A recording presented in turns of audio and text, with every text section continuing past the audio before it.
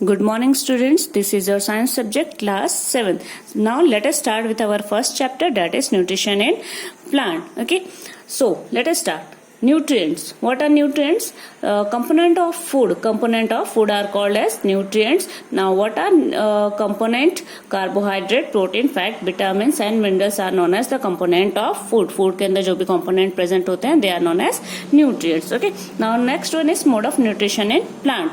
So, organism and other animals take food, you know that. Okay. So, organism, जितने भी living organism है उनमें से जो ह्यूमन बींग्स है और अदर एनिमल्स हैं वो किस तरीके से फूड लेते हैं वो आप जानते हैं, ठीक है. लेकिन प्लांट किस तरीके से अपना न्यूट्रिशन लेते हैं वो हमें जानना है. Now for that let us start with nutrition. What is nutrition? Nutrition is the mode of taking food by an organism. ठीक है. तो जितने भी ऑर्गेनिजम्स हैं, लिविंग ऑर्गेनिजम्स हैं, वो किस तरीके से खाना खाते हैं वो तरीके को कहा जाता है न्यूट्रिशन. या ये कह सकते हैं कि न्यूट्रिएंट्स को बॉडी के अंदर लेने के तरीके को न्यूट्रिशन कहा जाता है. ठीक है. न्यूट्रिशन दो तरीके के होते हैं, एक ऑटोट्रॉपिक एंड एक हिट्रोट्रॉप्स. ठीक है. ऑटोट्रॉपिक मीन्स ऑटो, यहाँ देख सकते हैं self, auto means self, trophos means nourishment, जो खुद का खाना खुद से बना सकते हैं या खुद का पोषण खुद से कर सकते हैं, वो ऑटोट्रॉप कहलाते हैं. ठीक है. जैसे कि प्लांट्स के अलावा कोई भी और ऑर्गेनिज्म अपना खाना खुद से नहीं बना सकते हैं. और now they are known as autotrophs. Plants are called as autotrophs. Animals and most other organism take in food prepared by the plants. तो जो भी अदर ऑर्गेनिजम्स है वो कैसे फूड लेते हैं जो कि प्लांट्स बनाते हैं. टोटली डायरेक्टली और indirectly they are dependent on plant for their food. So ऐसे ऑर्गेनिजम्स को हिट्रोट्रॉप्स कहा जाता है, हिट्रोट्रॉपिक ऑर्गेनिजम्स कहा जाता है, जो दूसरों पर डिपेंडेंट है अपने फूड के लिए. ठीक है. तो जितने भी ऑर्गेनिजम्स हैं अदर देन प्लांट, वो अपना खाना खुद से नहीं बना सकते हैं. डायरेक्टली और इनडायरेक्टली किस पे डिपेंडेंट है? प्लांट पर. Okay.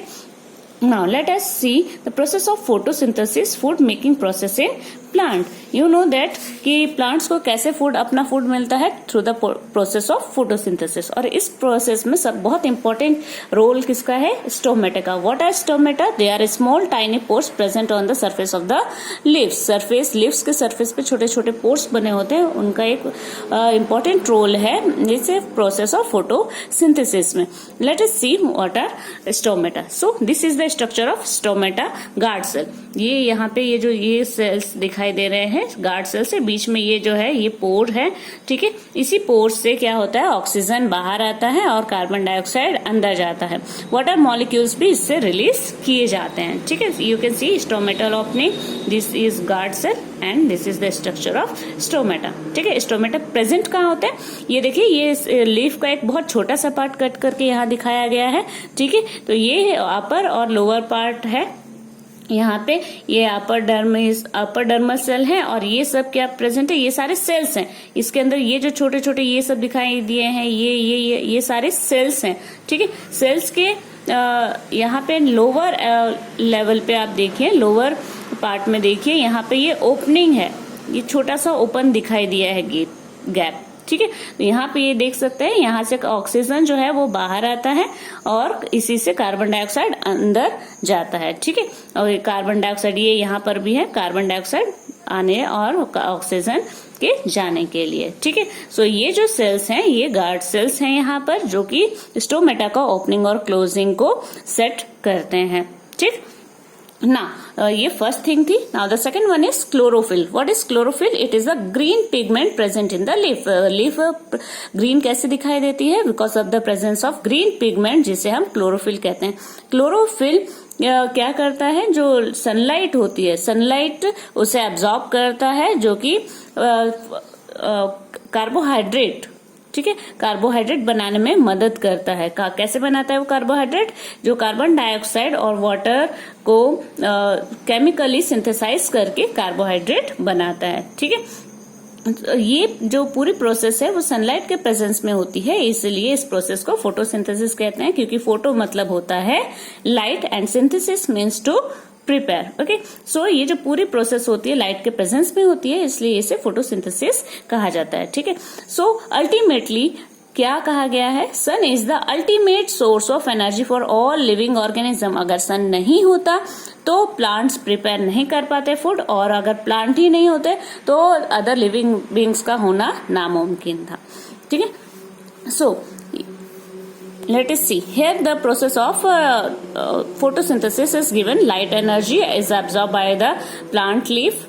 In leaf chlorophyll is present, carbon dioxide is taken in by the stomatal opening and the taken out by the oxygen. ठीक है, ऑक्सीजन बाहर आता है स्टोमेटा से और ऑक्सीजन अंदर जाता है। क्लोरोफिल जो प्रेजेंट होती है लीफ में वो लाइट एनर्जी लेती है, और मिनरल्स एंड वाटर कहाँ से लेती है? Through the roots. ठीक है, you can see the equation is written here, carbon dioxide plus water in the presence of sunlight and chlorophyll, it will provide us with carbohydrate and oxygen. Okay, so this is the reaction of photosynthesis, what happens during the process of photosynthesis. ठीक है, तो ये जो carbohydrate है plant में किस form में present होता है? It is present in the form of starch. It is present in the form of starch. Okay, now you have already studied about the how to check the presence of starch in the leaf. Presence कैसे check करते हैं? हमने 6 में भी पढ़ा है कि starch test पढ़ा है कैसे करते हैं।